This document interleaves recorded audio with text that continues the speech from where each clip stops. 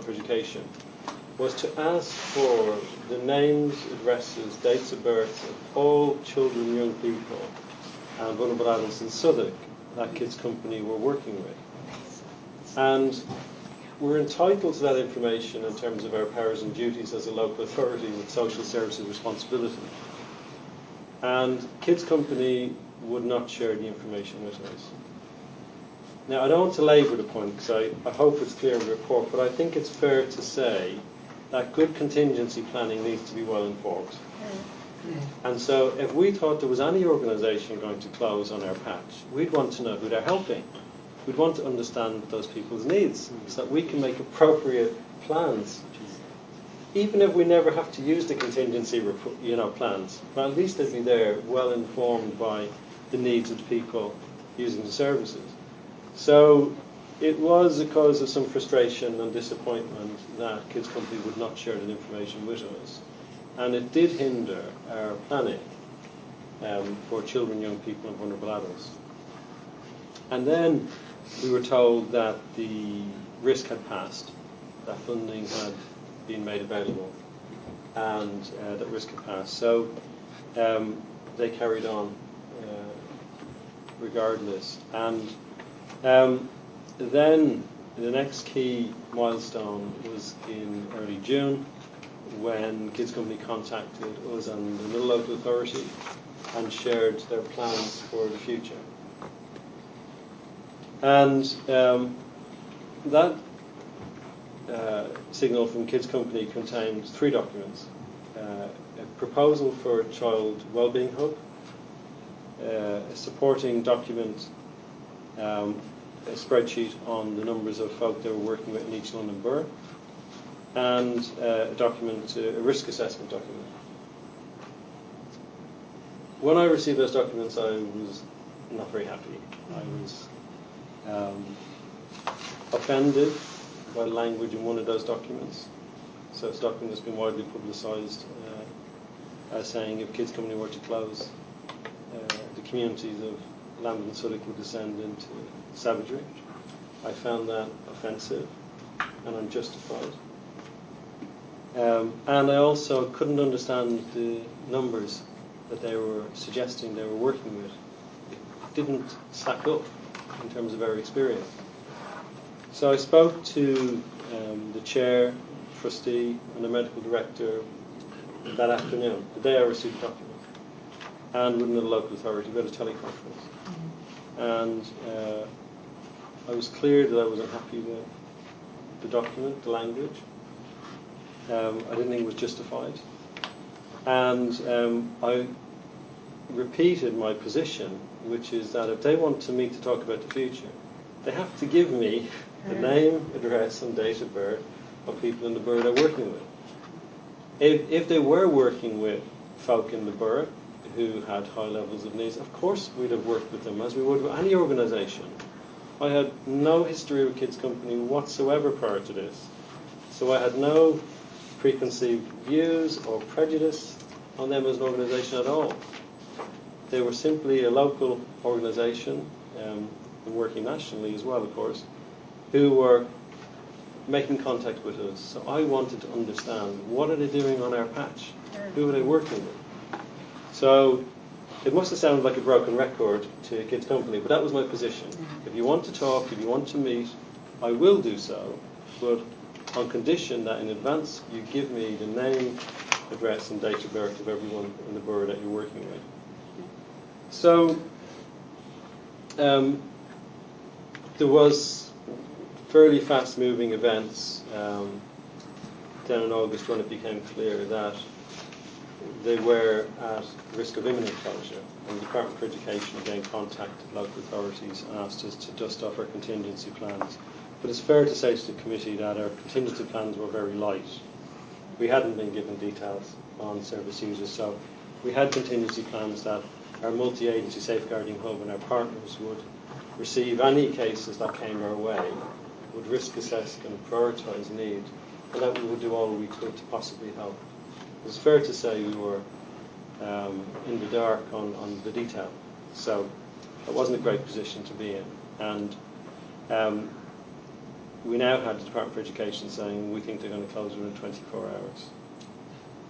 And it's important to understand that the only information that we had was that at this stage they were working with 36,000 children and young people. Mm. That's a phenomenal figure to be working with when you're told in 24 hours these services might close.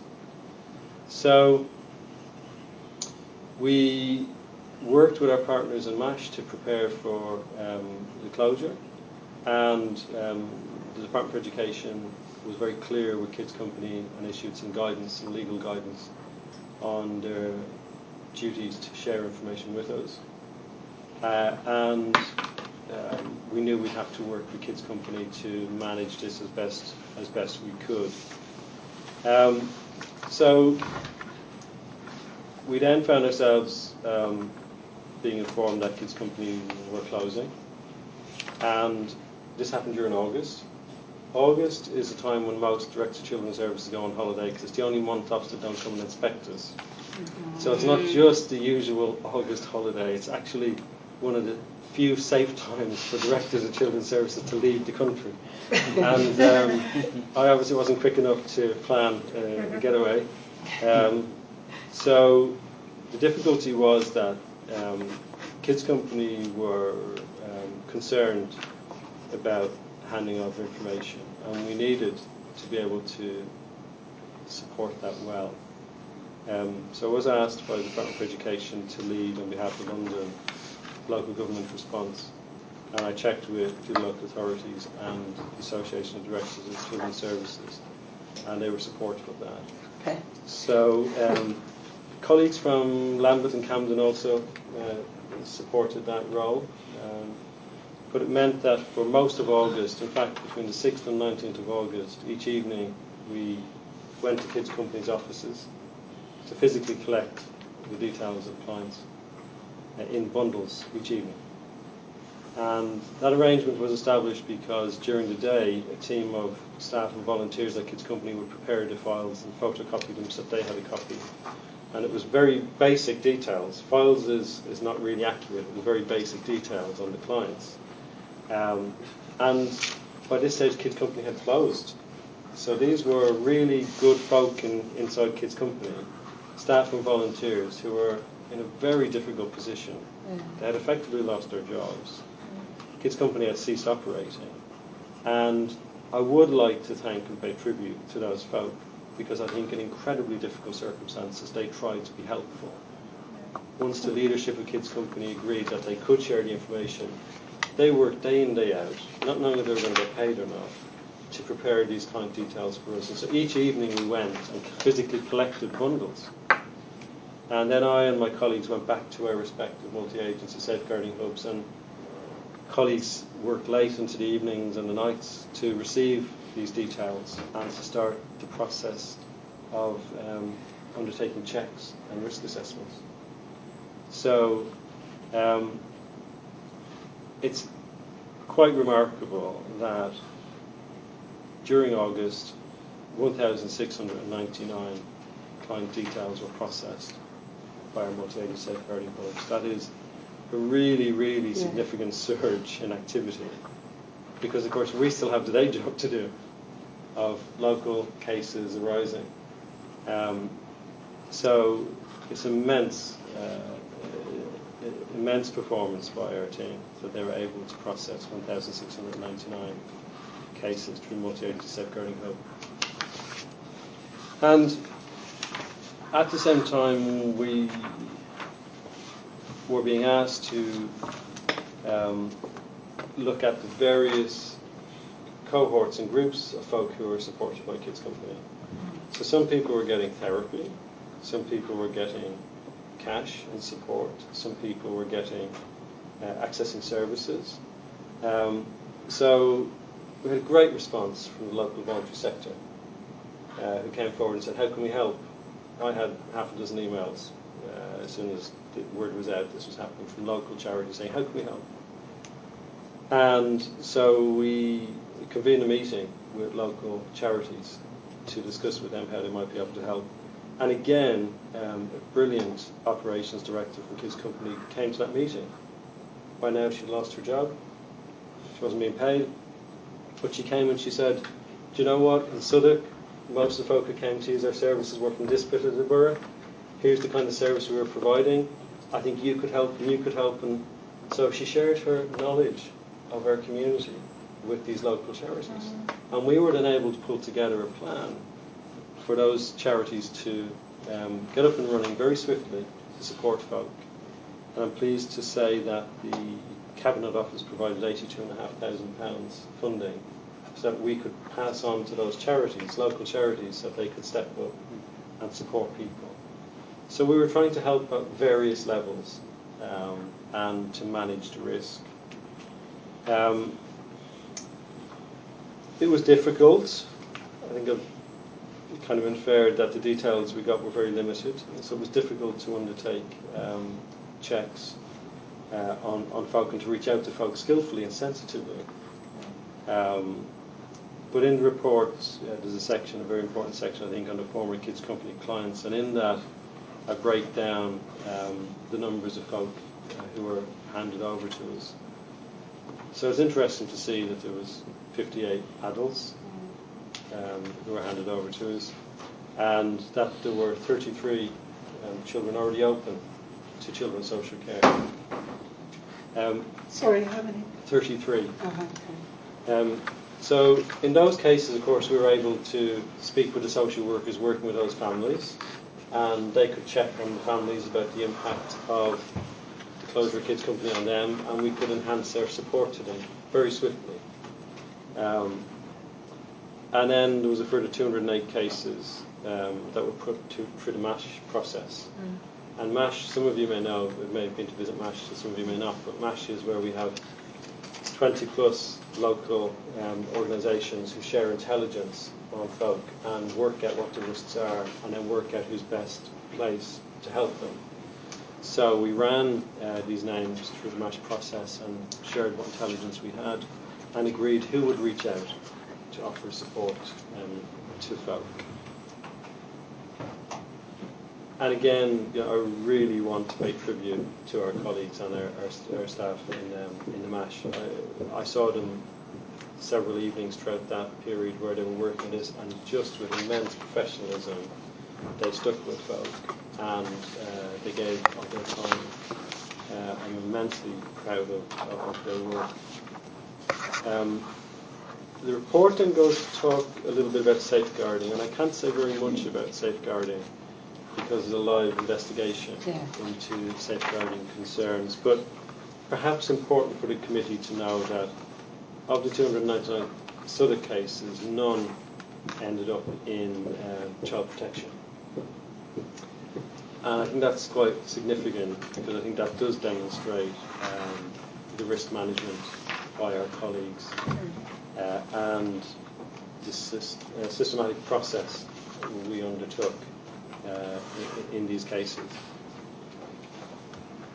So the final section of the report sets out some lessons from this experience, and I recognise that not all the lessons are within the gift of this committee, but I thought it quite important to share the learning, and I'm sure some of you will have views and contributions, questions to ask on that. But it's important to me that some good comes from this whole experience. Some good comes from this locally. It's clear to me that folk are trying to make sense of what happened with the closure of Kids Company. So I hope the report helps a little bit with that. But it's quite important for me that with the many organisations who work with our children and young people and families in the borough, any lessons we can take from this difficult experience are learned and brought to bear for wider benefit. And then there's just some brief acknowledgements towards the end for our MASH colleagues and also for colleagues from the Department for Education and Cabinet Office who are immensely supportive throughout. And I suppose on reflection and preparing for this evening, if I was to add in one other acknowledgement, it would be to the staff of Kids Company. I think it's quite easy in all of the media coverage and all of the drama around this, to forget that there were many, many decent folk who worked for Kids Company who were very heartful in their support of people in our borough and elsewhere. And I met some of those folk in very, very difficult circumstances, and I could see how committed they were to children and young people. And I really wouldn't want them to be tainted by the whole process, the demise of the charity and the drama around it. These were folk who chose to work for charity, wanting to help people. And I was impressed by the folk I met. And I understand some of them are finding it really difficult to get work now because their last job was with Kids Company. And we're talking about 600 people who are working for children's charity in London, Bristol and Liverpool. And I think it's really, really important to distinguish them from any issues or concerns about leadership or governance. These were simply decent folk who were trying to support children and people, and I would like to pay tribute to them and acknowledge the work that they did with people in our borough and elsewhere. I'm happy to take any questions or comments. Well, thank you so much for that comprehensive report, and what a summer you've had. One thing, obviously, just for people who came in late, I mean, not that you need to be told this, but obviously there's a big inquiry going on. There's a parliamentary select committee. We don't really want to replicate any of that. We're just interested in the impacts on our residents. So I'll just kick us off, really. These numbers, they don't bear any relation to the numbers coming from the director of Kids Company and the chair. So one of the things that, you've accounted for all the people that have come into our orbit, but in your view, are there any that have been driven underground? Because, there's an issue, isn't there? There are some people that don't have recourse to public funds. You could, I guess you could say that must be some of the cohort. So I'm just wondering, when something like this, and especially the intensity of the spotlight on Kids Company, do you feel that any of them have been driven underground? I mean, obviously you've got that statement from the chair, was it, saying that everything will, as you said, disintegrate into savagery, and yet, I don't want to give that any credence, because I felt as angry as everyone else, that would happen in our communities. Someone that lives in a city, Southwark. But having said that, you do see that just down the road from where I live, we were sat in Osk, and I was looking at Twitter, obviously observing Osk, because we live stream and